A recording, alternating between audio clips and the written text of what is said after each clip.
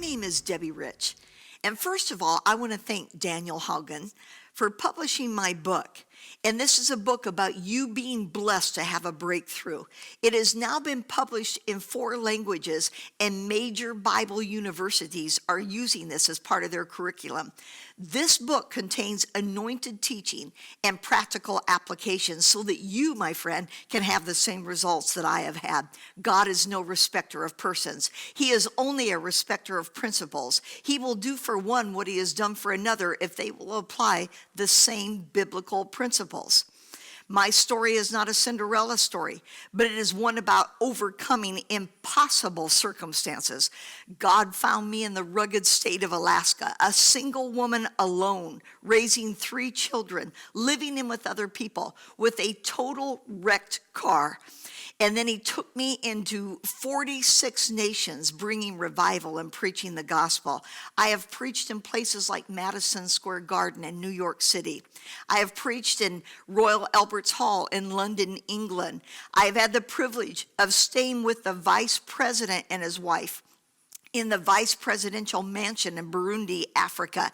And I have been able to be on television in 3 continents at a time.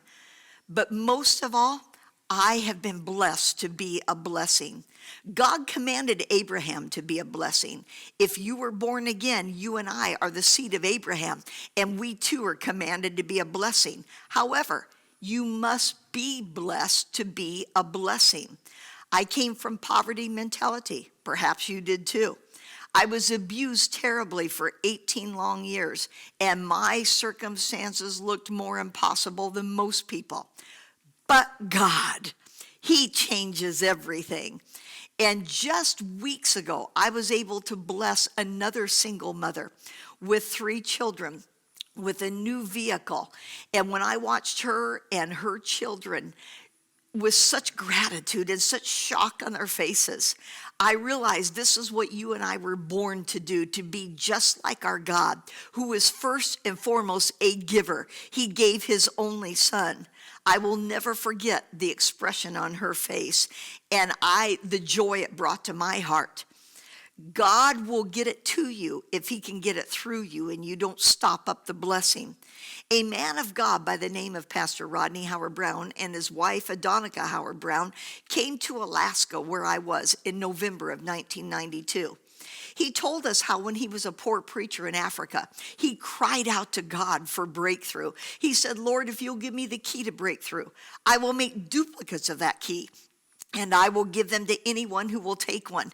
Good news, my friend. I took one that night by faith and by action.